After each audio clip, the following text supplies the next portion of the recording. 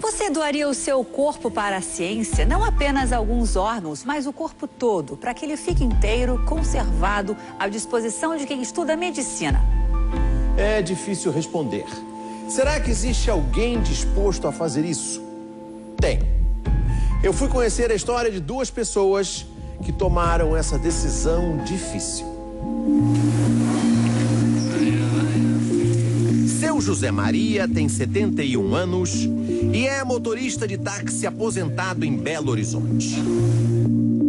Dona Eunice morreu no ano passado em São Paulo. Ela tinha 85 anos. Os dois não se conheceram. Em comum, tinham um desejo: doar os corpos para que estudantes de medicina possam estudar o corpo humano.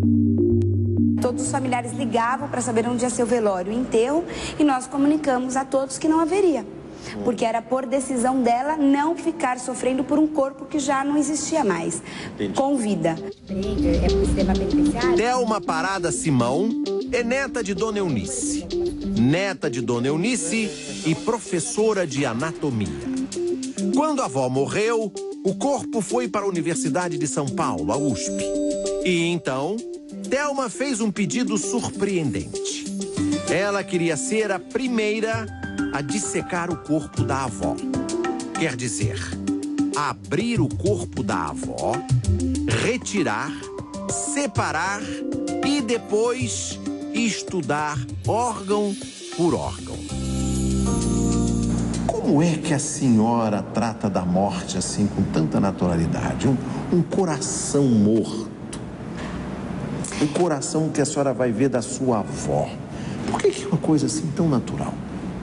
Eu não sei te explicar o porquê é natural. Eu sei te afirmar que é natural e eu consigo ver aquilo não como morte. É o que eu te falei, eu te vejo aquilo como uma vida formando várias outras vidas, várias outras profissões.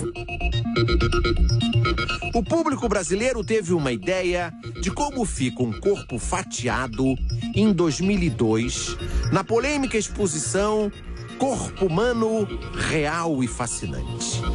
A mostra percorre o mundo até hoje com corpos de verdade plastificados com resina.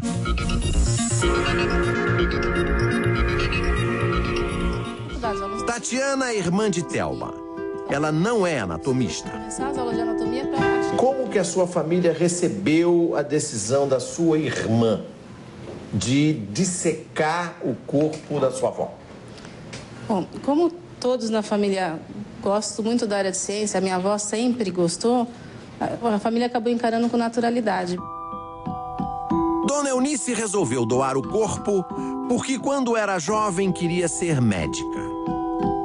Pela sociedade da época, ela não pôde cursar medicina e era o sonho da vida dela. Por que ela não pôde estudar medicina? Por preconceito social. Não é por financeiro, não. Não foi porque, inclusive, ela teve irmãos. Mulher não podia estudar medicina? Para os pais dela, na época, era a informação que eu tenho, né? Sei. Passado de geração para geração. Sei. E ela sempre afirmava que, de uma vez ela não pudesse servir, que então ela servisse pós-morte o corpo dela. O pai de Thelma, filho de Dona Eunice, morreu quando Thelma tinha apenas 4 anos. Ele teve um infarte fulminante aos 38 anos, enquanto dirigia. Por causa disso, a filha se interessou pelo estudo do corpo humano desde muito cedo. Foi uma paixão, eu acho que em função de sempre ter lidado bem com a morte, pelas circunstâncias da vida de ter perdido pessoas muito importantes desde cedo. Estar preparado para a morte é viver uma vida mais cheia de sentidos. O seu marido? O meu marido respeita, se casa já conhecendo, né? Então eu sempre consegui dissociar muito bem isso. As pessoas que estão muito próximas a mim sabem a minha paixão pelas peças anatômicas. Mas eles pedem para não comentar. O dia, por exemplo, que eu falo assim, dissequei a avó, eles trocam de assunto, porque para eles é difícil. Não querem. Qualquer universidade de medicina tem órgãos artificiais como esses. Eles imitam o corpo humano e podem ser desmontados, como os órgãos do corpo humano são dissecados. Isso não basta. Um estudante de medicina precisa estudar em corpos de verdade e é difícil encontrar.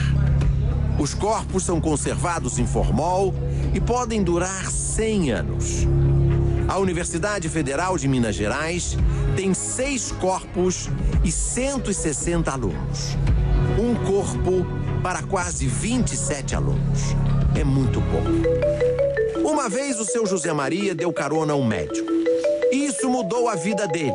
Quer dizer, mudou a morte dele. Um médico, né, parece que um anatomista, que foi falar comigo que era difícil. Eu falei, você tá brincando, fulano. Tanga ali. Seu José Maria decidiu doar o corpo a uma universidade. O problema é que a mulher de seu Zé Maria não gostou nada disso. Ela que ainda está resistente. E o resto, tem filha, né? 2 filhas e ele aí já estão completamente de acordo com isso. Um dos quadros mais conhecidos do mundo é a Lição de Anatomia, de Rembrandt. Mostra uma dissecação para médicos da Holanda de quase 400 anos atrás. Na época, as dissecações eram eventos que aconteciam muito de vez em quando. E as pessoas inteligentes acompanhavam. Daí a cara de espanto das pessoas. No Brasil, hoje, para doar um corpo, é preciso deixar um documento por escrito. E não é só isso. A família do morto também tem que concordar. Fora isso, apenas cadáveres de pessoas não identificadas vão parar nas universidades. É por isso que são tão poucos. Dona Eunice deixou um papel por escrito 30 anos atrás. Dona Eunice criou Tatiana. Quem era Dona Eunice? Corajosa e muito à frente do tempo dela, né? Podemos dizer isso, que ela foi uma mulher admirável e isso é inegável. Você já pensou em doar o seu corpo? Não, eu sinceramente não pensei no assunto. E, professora, a senhora também já doou o seu corpo, né? Meu corpo já está em documento doado. Também para a Universidade de São Paulo. Para a USP. Para a USP. Vou prestar um serviço, sem esforço nenhum. Eu tenho 2 safenas e uma mamária. Ai, presta esse coração? Presta? Ô, Paulo, presta bastante. Pra quê? Para os nossos alunos saberem a diferença do normal e do patológico, do anormal. Mas eu não sou patológico. Não, você foi. Hoje você já entrou na linha.